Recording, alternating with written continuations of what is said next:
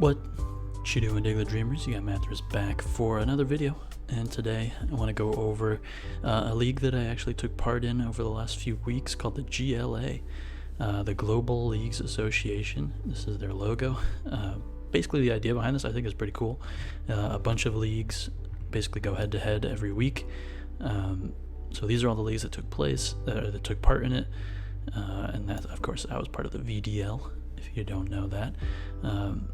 But there's 8 people on each team representing the league, and then there's 7 battles each week, so one person sits out basically each week, and you know, whoever wins more battles, whoever wins 4 as opposed to the 3, wins that week and, you know, moves on.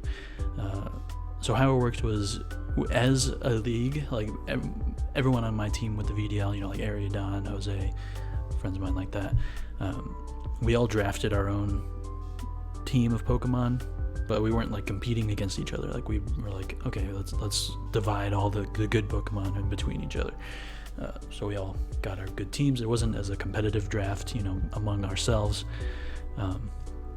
but then, you know, we had to use these Pokemon against all these other leagues each week and try to come out on top.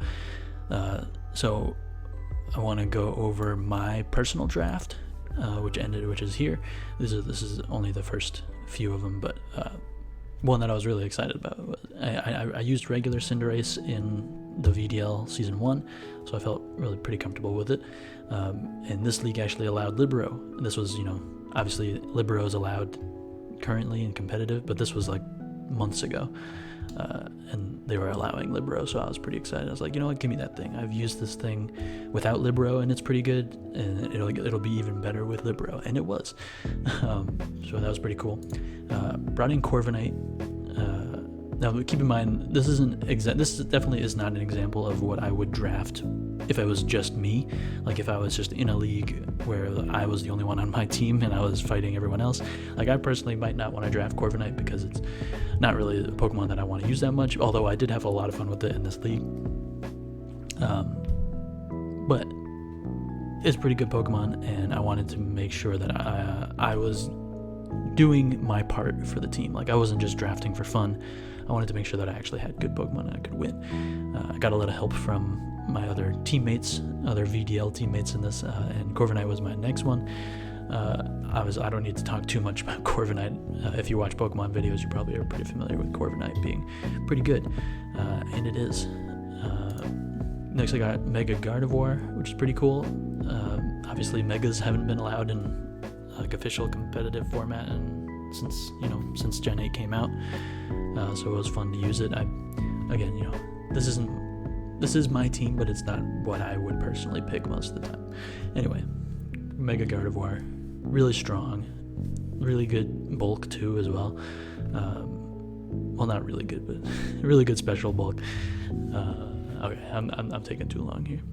Tangrowth, next good pick, coming back in the Isle of Armor in the next like week and a half.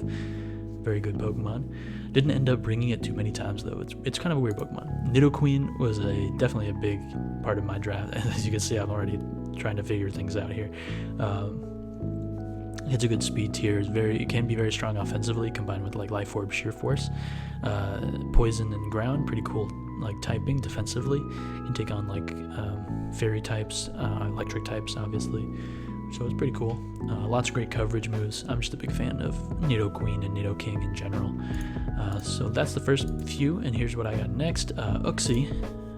I think it was a good pick. It's Stealth Rock, U-turn, good momentum there, and it gets some cool new moves with the DLC. If you guys aren't,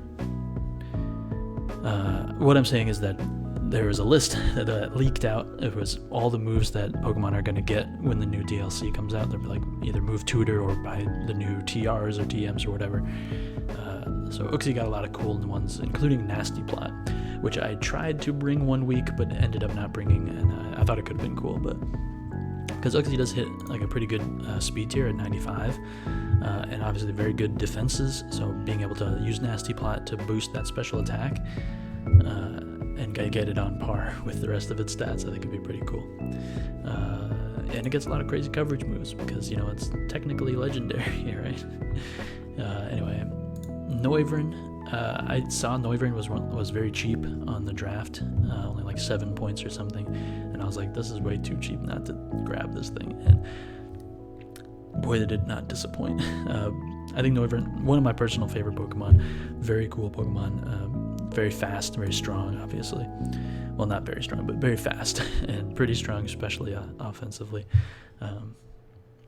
And, you know, Frisk is great ability, Infiltrate is great ability, Telepathy, I don't know why that is an ability, but it's there. And the other thing that was also the same amount of points as Noivern at 7 was Obstagoon, which I was very surprised by because this thing is very strong with a Guts boost and, you know, hitting with Facade and Knockoff. And, yeah, and base 95 speed isn't bad either, and it gets a lot of cool moves like Taunt and Parting Shot and Obstruct. So I was like, this thing's 7 points. It was like down with like other like RU tiered Pokemon, and I was like, are you kidding me? Like, I gotta get this thing. And of course this was like, so these last 3 Pokemon were really like the ones that I really wanted to draft, and I was able to convince my teammates to let me draft them, kind of. So Obstagoon was really fun. Guts is definitely its best ability, but you know, Defiant and Reckless are definitely useful as well. I tried to use a Reckless one, but you know, we'll see how that goes. Yeah, a lot of cool, very cool Pokemon. Bulk Up is an opportunity there. Got Close Combat, you know, cool stuff. And then Poliwrath. Once I knew that the leaked DLC moves that were going to be available to these Pokemon was happening with this league, I knew immediately that I needed to have Poliwrath. I needed to have Poliwrath because if you don't know, Poliwrath gets a lot of good moves that it really wanted for a long time. It's finally getting them in this Isle of Armor DLC. At least that seems like it. I guess I shouldn't say definitively, but it gets Close Combat now. It gets Drain Punch finally. It gets Darkest Lariat, which is like, you know, I think it got, what did it get, like Throat Chop or something? No, it did, yeah, okay. So Throat Chop is basically the only dark type move it got, and I think Darkest Lariat will be a little bit better than that. And was there something else it got? I forget. But anyway, that like those moves alone, like Close Combat, Dream. Oh, Liquidation. It gets a better stab move. So I'm very excited about this thing. I was like, let me run a Swift Swim, like Bulk Up, Poliwrath or something. And because that's part of the reason why I thought Poliwrath would be great, and why I was convinced with Noivern and Uxie as well. Because like these are pseudo rain. This is like a pseudo rain team with these 3. I could have run it at some point, and I think it would have been pretty cool going to Close Combat, but obviously Poliwrath doesn't really have the best stats to back that up. But 70 base speed with Swift Swim in the rain, you know, it's not that bad. So I think it's pretty cool. I'm excited to just use this thing in like generally competitive and see how it does. But yeah, I was pretty excited about this. Let's see. I think that's basically it for the team. I just wanted to go over a few things.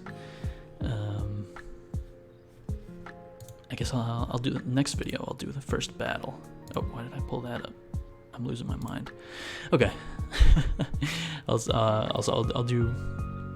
the replays in the next couple GLA videos. So look forward to that.